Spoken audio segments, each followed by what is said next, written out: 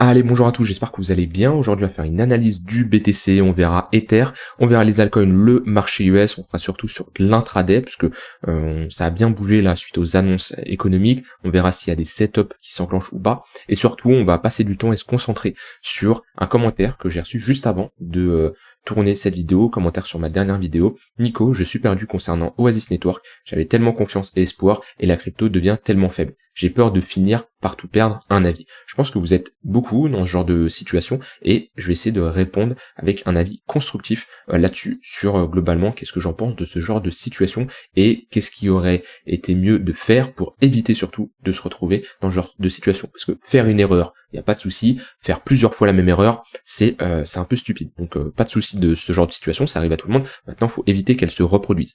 Alors, sur le BTC, on est toujours sous ce niveau des 60 000 $.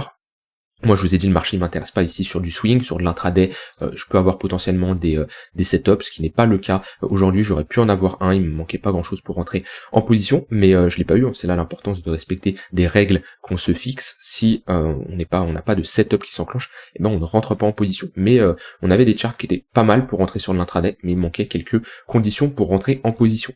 Maintenant, sur du swing, on a eu des annonces économiques, on a eu plutôt des annonces bullish sur l'inflation aux États-Unis, qui est meilleur que ce qui était prévu, donc plutôt bullish. Maintenant on voit que le marché US n'a pas du tout apprécié et à l'ouverture du marché on a rapidement dégringolé sur les cryptos, que ce soit crypto et même le marché US, c'est pas incroyable non plus. On était ici, on a un petit rebond, mais voilà, on voit que malgré ce genre de news qui peut être considéré comme bullish, le marché ne réagit pas très bien. Donc c'est là, moi je ne trade absolument pas les news, je sais qu'il y en a qui attendent la news qui tombe, elle est tombée à 14h30, c'est là où on a eu de la volatilité et c'est là aussi où on a instauré un top.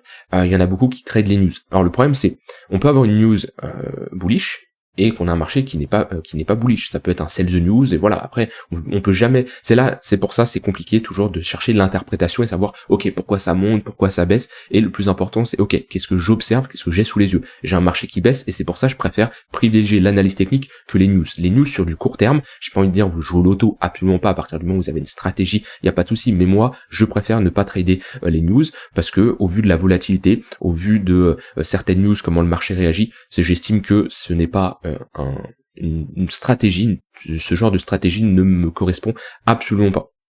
Donc voilà, moi en général quand on a comme ça des annonces, j'évite de trader. Si j'ai des setups qui s'enclenchent longtemps avant, pourquoi pas, après pourquoi pas, mais quelques minutes avant ou quelques minutes après, je préfère me méfier de ce que je vois sur les marchés. Et voilà, sûrement là le marché en a piégé plutôt pas mal avec ici cette prise de liquidité.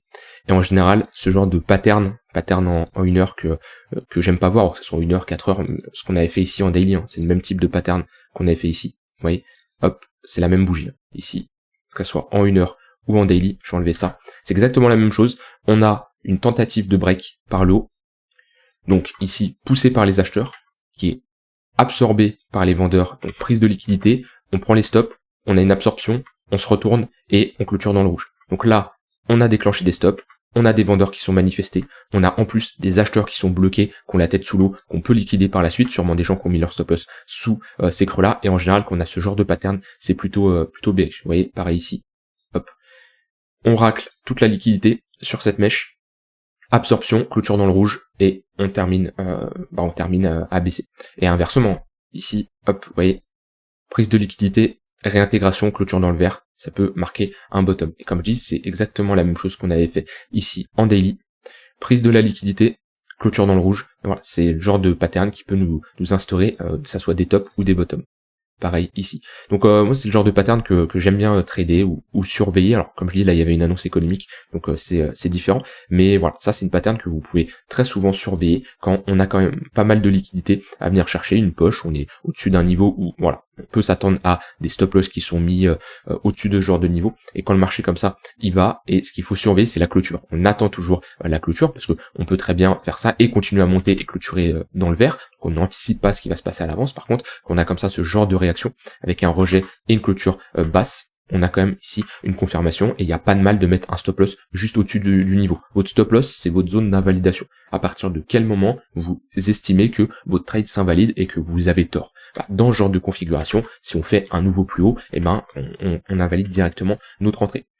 Donc voilà, sur BTC, Ether, les altcoins en général, je surveille des setups en intraday. Maintenant sur du swing, je vous en avais parlé hier lors de l'update, on est toujours dans cette phase de compression avec un 4 heures qui fait toujours office de résistance. Donc compliqué selon moi de chercher des achats alors qu'on est sur une zone de résistance. Globalement on est dans un range ici.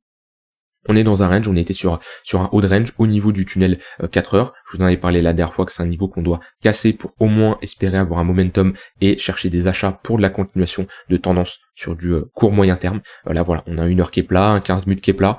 Bon, déjà ça nous montre qu'on est dans un range, donc on va pas chercher à trader la tendance dans ce genre de configuration. Donc dans ce cas-là, on préfère chercher des ventes sur la borne haute et des achats sur la borne basse. Voilà, déjà, ça c'est quelque chose de classique. Et pour ceux qui tradent la tendance, ce qui serait mieux à privilégier, c'est d'attendre un vrai break haussier avec un fort momentum, un vrai flux, comme ce genre de break par le haut, ou une grosse baisse par le bas, des moyennes mobiles bien orientées à la hausse ou à la baisse, et là on pourrait faire de la continuation de tendance. Mais pour le moment, on est plutôt dans un scénario où ça va être les traders de range qui vont en profiter. Voilà, on a notre volume profile. En dessous de la value area low, on va plutôt chercher des achats. Au-dessus de la value area high, on va plutôt chercher des ventes et prendre des profits sur les extrémités opposées. On a un petit déséquilibre ici, qui peut être également une bonne zone intermédiaire, milieu de range, pour chercher à prendre des profits. Donc pour le moment sur le BTC, y a que ça à faire. Pour moi, il y a pas grand chose à espérer de mieux que soit de trader ce range ou attendre un plus fort mouvement pour faire de la continuation de tendance. Après, comme d'habitude, si on doit aller chercher des targets beaucoup plus basses, alors déjà si on monte, si on break par le haut et qu'on a un fort momentum, qu'on break le tunnel 4 heures, c'est le tunnel 4 heures qui fait office de résistance, faudra surveiller les 64 000 $, les 67 000 $, c'est les deux niveaux clés, mais pour moi on n'aurait pas de mal ici, si on valide le break de ce tunnel 4 heures, on ferait là un creux plus haut que le précédent, et on pourrait selon moi aller chercher la liquidité au-dessus des 70 000 $. Donc on validerait quand même ici une pattern plutôt bullish, mais pour ça, faut s'affranchir du niveau des 62 800 $ à peu près. Si on doit aller plus bas, les targets ne changent absolument pas. On a les 44 000 $, les 52 000 $, on les a déjà travaillés, on a déjà méché dessus. D'ailleurs, la clôture weekly reste encourageante, mais pour le moment, on n'a pas d'inversion de notre dynamique. On est toujours dans ce range, voire petite tendance ici, petite tendance baissière. Donc voilà, pour moi, les 0,382 c'est un niveau qu'on a bien tenu. Si on doit aller encore plus bas, on a les 0,5 de retracement au niveau des 44 000 $. On a toujours des spreads qui sont ils sont là. On a toujours des spreads qui sont négatifs, donc ça nous montre que on a un prix du contrat perpétuel qui est inférieur au prix du contrat spot. Ce qui on peut traduire ça par on n'a pas énormément de FOMO. De toute façon, on le voit ici sur Coinalyse où au niveau de l'open interest c'est assez calme. Les fundings sont globalement négatifs. On est dans le genre ils sont pas spécialement négatifs actuellement, mais on est sur des fundings neutres, voire qui sont orientés à la baisse. Donc ça nous montre que on a un désintérêt du marché qui est toujours en cours. Et souvent, les marchés posent ce genre de bottom, comme ça, quand on a des phases de funding négatif. Voilà, on le voit bien. Alors bottom pour potentiellement faire quelque chose comme ça, je ne sais pas. Mais souvent, c'est des niveaux très intéressants pour chercher à se positionner. Voilà, sur BTC, pas grand chose à dire de plus. Je vous avais fait de toute façon une update hier. Au niveau d'Ether. Tac. Hop. Ether, comme d'habitude, un peu plus bearish que le BTC, si mes moyennes mobiles veulent bien se mettre. Voilà, on est globalement dans un range et on voit, pareil, pour faire de la continuation de tendance ici, on pourrait dire qu'on a une petite tendance qui est haussière, si je passe en une heure, même pas, on est plutôt dans un range. On voit que même si on a une dynamique qui était un peu haussière avec ce tunnel 15 minutes qui est orienté à la hausse, le momentum n'est pas fort. C'est-à-dire que on fait légèrement des creux et des sommets de plus en plus haut. On pourrait voir ça avec un creux ici, un sommet ici, un sommet plus haut que le précédent. Là, on a un petit break, mais pareil, c'est des breaks timides. On n'a pas un fort momentum. Et de toute façon, on le voit, les moyennes mobiles ne sont pas fortement orientés à la hausse. Quand on a un fort momentum, on a un 15 minutes qui est bien orienté à la hausse. Là, on a des opportunités pour chercher des achats. Là, pour le moment, je vois que, voilà, on a un 1 heure qui est plat, un 15 minutes qui commence à être plat, le 4 heures qui est toujours orienté à la baisse. Pareil, c'est des configurations où, c'est là, faut faire la différence entre investissement et trading. Comme je vous l'ai dit, Ether, on revient chercher des niveaux intéressants pour se positionner sur du long terme. On est dans le tunnel 3 heures, dans le tunnel 3 jours, pardon. On est revenu chercher les 0,58 de Fibonacci, le gros niveau des 2100 $, on a une bonne réaction. Très bien, les zones sont intéressantes pour du long terme. Maintenant, sur du court terme, on est toujours sous les moyennes mobiles, on a toujours un price action qui est plutôt bearish, donc c'est là où faut patienter. En tout cas, ceux qui cherchent des achats. Après, ceux qui cherchent des shorts, on peut chercher des shorts dans le tunnel 4 heures. Si on a ici, on repasse sous les moyennes mobiles court terme, qu'on entame une dynamique qui est baissière, et on repassera dans une dynamique globale daily 4 heures, même on peut dire presque weekly ici baissière. Dans ce cas-là, oui, on pourra faire de la continuation de tendance à la baisse. Mais là, on est dans une configuration où chercher des achats, pour moi c'est compliqué, sur du swing trading, et chercher des ventes un peu trop tôt, je préfère avoir une confirmation de break. Sauf si pareil, vous tradez ce range-là, dans ce cas-là, oui, ici, la prise de liquidité, hop, on est dans le même pattern que je vous ai montré juste avant sur le BTC. Prise du sommet, réintégration, surtout réintégration d'un range, et voilà, on avait potentiellement un setup pour prendre des shorts et viser TP milieu de range, voire bas de range. C'est pareil ici. D'un point de vue action de prix, alors je vais me mettre sur Binance, parfait. D'un point de vue action du prix, on est globalement dans un range. On le voit bien. Value area high, value area low, poke au milieu du range. Voilà, on cherche des achats. Ici, on cherche des ventes. Ici. Et on prend des profils milieu de range, voire extrémité opposée. Ça c'est pour Ether. Au niveau des altcoins, on a Toncoin qui s'était bien démarqué. Toncoin, je vous en avais parlé, il était très intéressant à acheter sur ce niveau-là. Vous avez fait une update, je sais plus c'était quand, mais c'était une très bonne zone, les 0,382 à surveiller en confluence avec le tunnel daily. Pour le moment, Toncoin tient ces 0,382. On les avait cassés ici, réintégrés, mais c'est des niveaux en fait, quand on a comme ça des retracements de Fibonacci. Ce qu'il faut regarder, c'est vraiment quand on y va, est-ce que vraiment on break et on se fait rejeter, ou est-ce que on a un rebond. Ici on voit par exemple on a un rebond. Alors il y en a qui pourraient dire oui, on a clôturé en dessous. Un retracement de Fibonacci, c'est jamais le dollar près. C'est-à-dire qu'il y en a, ils prennent 5,551 là et ils se disent ok, si on passe à 5,55, ça y est, c'est break, je short. C'est pas comme ça que ça s'utilise. C'est comme un niveau de support, c'est comme une moyenne mobile, c'est une zone d'intervention. D'accord? C'est-à-dire que c'est cette zone-là qui est intéressante pour chercher des achats. Par contre, oui, si on commence à passer en dessous, et là ce qui est intéressant à surveiller, c'est si on ne réintègre pas, là ok, on la break. Et là on peut aller chercher la prochaine target qui serait par exemple les 0,118. Mais tant que on ne s'installe pas en dessous d'un niveau, que ce soit un niveau de support, une moyenne mobile ou autre, on l'a pas du tout break, et vaut mieux privilégier des achats. Donc là c'est pas parce qu'on va légèrement en dessous que ça y est c'est la fin. Ce qu'il faut c'est ok, comment ce niveau-là réagit. Est-ce qu'on a une réaction acheteuse? Est-ce qu'on le break et on n'arrive pas à retourner au-dessus? Voilà, c'est ça qu'il faut surveiller. Et souvent je vois l'erreur de mettre par exemple un support, comme ça, un trait à 5,681, le prix passe à 5,680, ça y est je short, le niveau de support a cassé, non, c'est pas du tout comme ça que ça marche. Un niveau de support c'est une zone d'intervention. Et à quel moment on peut dire que un niveau de support est confirmé en résistance? C'est vraiment quand on casse et on a de l'acceptation en dessous. Là ok, à ce moment-là on peut se dire très bien, c'est un niveau de résistance. Mais c'est pas parce qu'on fait ça que ça y est, on doit absolument short le marché. Non, ce qu'il faut, c'est de l'acceptation sous un niveau. Donc Toncoin, je vous en avais parlé, il y avait pas mal de lots ici à chasser. On a même, non, on n'a pas été chercher ce lot-là, mais on a quand même été chercher assez bas. Donc il restait un creux quand même assez important, qui aurait pu être pris, voire la réaction elle aurait été peut-être plus forte. Mais voilà, on est revenu chercher les 0,382, tunnel daily, qui était un premier niveau à surveiller. Maintenant, au Toncoin, on peut être dans un range ici, d'un point de vue action du prix, avec voilà, bloqué dans une box. Alors on pourrait voir des déviations avec plutôt une borne haute ici. De toute façon le mieux c'est toujours de tracer un volume profile.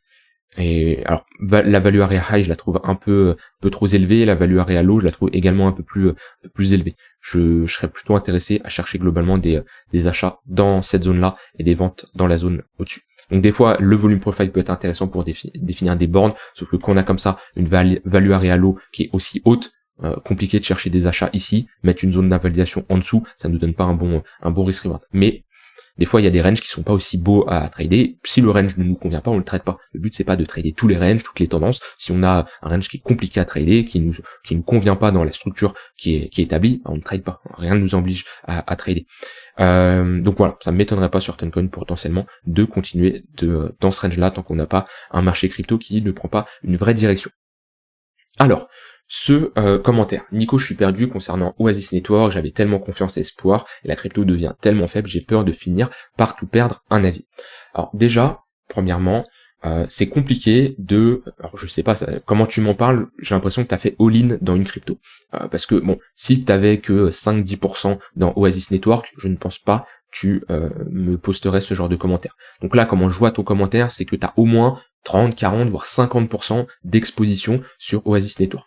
Alors, à moins que t'as vraiment une forte conviction, et encore, pour moi, ce n'est pas une bonne idée d'avoir une aussi forte exposition sur une altcoin. Une altcoin qui est positionnée, je sais même pas si c'est dans le top 100 CoinMarketCap, ça, 125. 125, qui n'a pas toute sa supply en circulation, c'est-à-dire qu'on a des déblocages de jetons, token unlock, des déblocages de jetons qui ont commencé déjà depuis un moment, on est toujours dans ces phases de déblocage. Si je compare ici I et market cap, on voit bien que sur le prix, on est très loin de la TH, on est sur un x10 à peu près, alors que sur le market cap, on est sur un x6. On est à combien là? On est à 500, même pas, on est sur un x4. On est sur un x4 à peu près. Donc on voit déjà qu'il y a eu la dilution avec ces jetons qui ont été mis en circulation. Déjà ça, on va dire, ça bride un peu ta crypto. C'est un peu plus compliqué que ça, mais on peut dire ça comme ça. Ça bride un peu la crypto. Hop. Et on peut le voir ici. On va le voir ici. Je vais mettre 2 charts. Alors, je vais enlever ça. Et ici, on va mettre... Parfait. Hop, voilà. Là, on peut bien voir la différence. Ici, je vais mettre en weekly. Voilà. Donc, à gauche, c'est bien rune. Ah non, c'est rose, pardon. Moi, j'ai pensé à rune. Hop. Je me disais bien, la charte me paraissait bizarre avec ce que j'ai vu sur CoinMarketCap. Alors, hop. Alors, c'est pas ça, du coup. Le cap. Je vais m'en sortir. Ah, il veut pas me le sortir. Dommage. Dommage. C'est pas grave, on va s'adapter. Toujours un site qui peut nous le faire. Il y aura tout ici. Rose. Ah oui, peut-être pas. Je vais mettre Oasis. Non. Oasis. CoinMarketCap, on va s'en sortir. MarketCap. Voilà, parfait. Voilà. On le voit que sur le sommet le plus haut là, on était à combien du market cap de l'ATH? On était sur un 67%. Ici, on était, maintenant si je prends l'action du prix, sur un 226%. Donc déjà on voit la différence avec l'ajout de jetons dans le circulating supply. Donc ça déjà, c'est pas le plus important, mais c'est ce que je voulais faire comprendre. Attention quand vous positionnez sur des projets qui ont comme ça de forts déblocages de jetons. Ça c'est le premier point. Le deuxième point, c'est à partir du moment où tu rentres sur une crypto, tu dois accepter que tu puisses te tromper. Déjà, c'est un point important. Et c'est là l'importance d'avoir une bonne gestion de son risque et d'avoir une bonne gestion de sa balance crypto, son portefeuille crypto. Donc déjà, à partir du moment où tu t'investis dans les crypto-monnaies, tu dois accepter que c'est de l'argent que tu peux perdre. Alors, on veut pas perdre l'entièreté de son capital, mais c'est de l'argent que tu ne dois pas dire, je vais en avoir besoin dans 2 mois, 3 mois, au vu de la volatilité du marché, où tu peux te taper un drawdown de moins 50%. C'est également, à partir du moment où tu investis une aussi grosse partie de ton capital sur une seule altcoin, tu dois l'accepter. Et c'est pas obligé que ça va bien se passer. Et il y en a beaucoup qui se mettent dans cette situation où c'est sûr à 100% que ça va bien se passer et que les cryptos, c'est obligé que ça performe. Alors, sur BTC et sur Ether, avoir cet état d'esprit, même si c'est pas du sûr à 100%, je suis d'accord qu'on est sur une probabilité qui est assez élevée. Maintenant, sur des altcoins comme ça, avec de forts déblocages de jetons, des altcoins qui, certains, le fonda c'est toujours subjectif, mais qui vont absolument pas proposer de la valeur à l'écosystème.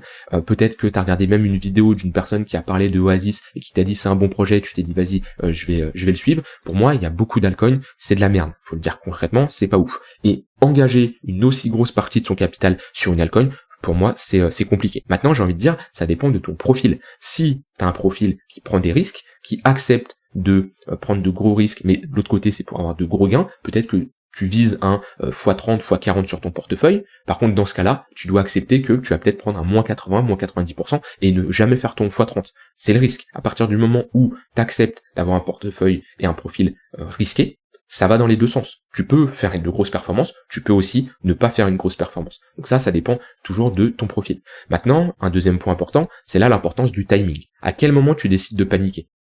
Tu décides de paniquer quand on revient chercher des niveaux de support et qu'on a fait un moins 70%. Et la plupart des gens, ils vont paniquer après un moins 70%, vendre ici et racheter quand on est tout en haut. Ma question c'est à quel moment t'as acheté? Parce qu'il y a de grandes chances que si t'avais eu un bon timing c'est quoi? C'est rentrer sur des gros niveaux de support et qu'on a des confirmations de patterns de retournement. Donc par exemple, un gros support, j'en vois un où? J'en vois ici. Là, on a un très gros niveau de support. Donc si déjà t'étais rentré, je sais pas où t'es rentré, mais je suppose, au vu de ta réaction, tu n'es pas rentré ici à 4 centimes de dollar. Il y a de grandes chances que tu sois rentré dans cette phase-là. Donc si t'étais rentré dans cette phase de latéralisation, alors tu vas me dire, oui, c'est toujours simple après, ça se trouve, j'ai rejoint les cryptos en début 2024, 2024, etc. Ok, bah tant pis, t'acceptes. T'as peut-être eu tort, ou peut-être que ça va poser un bottom et on va bien partir, mais dans tous les cas, l'important c'est, si t'as un bon timing sur tes entrées, tu stresseras beaucoup moins que si t'as un mauvais timing. Parce que comme je dis, si t'étais rentré sur des gros niveaux de support, quand on a comme ça, ici, un ravalement haussier, quand on a comme ça, une pattern de retournement en weekly, qui est quand même une forte confirmation. À ce moment-là, on break.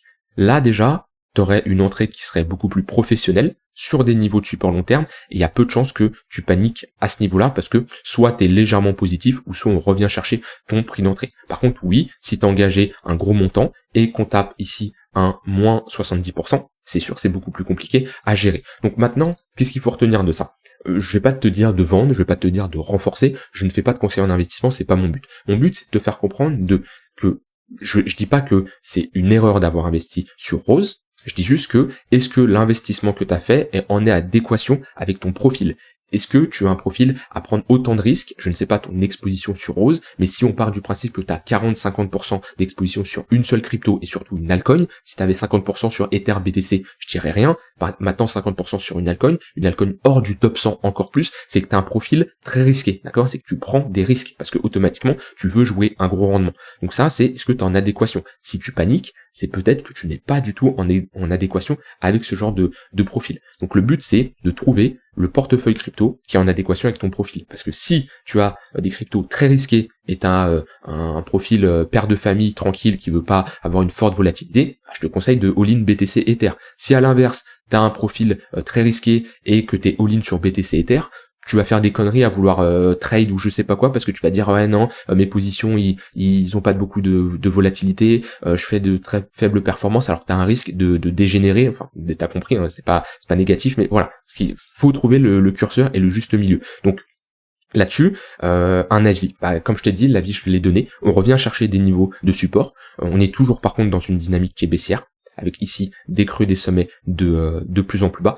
Donc soit attendre d'avoir un bottom pour confirmer déjà une reprise de notre dynamique. Maintenant, comme je dis, on revient chercher des niveaux de support. Est-ce que sur une hausse comme ça, est-ce que tu dois paniquer à ce moment-là, ou est-ce que tu dois paniquer plutôt à ce moment-là? Vaut mieux, plus tu paniques tôt, mieux c'est. Et c'est là l'importance d'avoir une stratégie et d'avoir un plan qui est établi. Comme je dis là, au vu de ton commentaire, tu n'as pas de plan qui est établi. Donc tes prochains investissements, déjà, essaye d'avoir de bons timings, de rentrer sur des niveaux clés avec un plan que tu respectes et d'avoir confiance en ton plan. Si ton plan actuellement était par exemple, j'ai une zone d'invalidation si on clôture en dessous de ce niveau-là et je décide de prendre des profits sur la montée, tu ne paniquerais pas ici parce que tu aurais un plan et tu gérerais ton plan. C'est-à-dire que si ta zone d'invalidation elle est là et ton TP il est là, tout ce qui se passe ici, sauf si t'as des zones d'invalidation, sauf si t'as des invalidations en fonction du fonda, des news qui vont sortir sur le projet, tout ce qui se passe ici, on s'en moque. Et ça, on peut masquer ce qu'il y a à l'intérieur, on s'en fout du prix. Tant que t'as pas une alerte qui sonne ici, ou une alerte qui sonne ici, t'as juste à patienter. Maintenant, comme je dis, sauf si t'as d'autres facteurs qui vont invalider ton trade, ton investissement, pas de souci. Donc voilà, j'espère avoir apporté une réponse constructive. Alors j'ai pas travaillé la réponse avant, j'ai dit vraiment ce que je pensais à l'heure actuelle. Je pourrais faire une thèse là-dessus parce qu'il y a quand même pas mal de choses à dire. Mais le plus important, c'est voilà, au vu de ta réaction, tu n'as pas de stratégie, tu n'as pas de plan, tu n'as peut-être mal géré ton risque sur ton investissement et du coup tu te retrouves avec une perte assez importante, tu paniques peut-être alors qu'on arrive sur des niveaux de support et surtout tu n'as peut-être pas le portefeuille adapté à ton profil. Je pense que vous êtes peut-être plusieurs à vous retrouver dans ce genre de situation. C'est là l'importance de c'est pour ça, hein, je suis positionné sur BTC et Ether, parce que je ne serais pas à l'aise d'avoir 50, 60, 80% d'exposition dans une seule crypto ou dans deux cryptos. Voilà, actuellement j'ai 50% de mon exposition qui est juste dans BTC et Ether. Après j'ai d'autres altcoins, mais par exemple, je pourrais pas avoir aussi 80% d'exposition sur des altcoins dans hors du top 100, hors du top 200. C'est pas possible. Maintenant, comme je dis, il n'y a pas de profil parfait, il n'y a pas de portefeuille parfait. Le meilleur portefeuille, c'est celui qui est en adéquation avec votre psychologie. Rien d'autre à ajouter, j'espère que ça vous aura aidé. Si vous avez des questions comme ça, hein, n'hésitez pas, à un moment on faisait comme ça ce genre de format où je répondais à vos questions pertinentes, donc n'hésitez pas. Si vous avez ce genre de questions, peu importe, ça soit dans le même domaine ou pas, que ça soit trading, que ça soit autre, n'hésitez pas, je prends une question ou deux comme ça et je les réponds en vidéo. Je vous souhaite une très bonne fin de journée et je vous dis à demain, bye bye.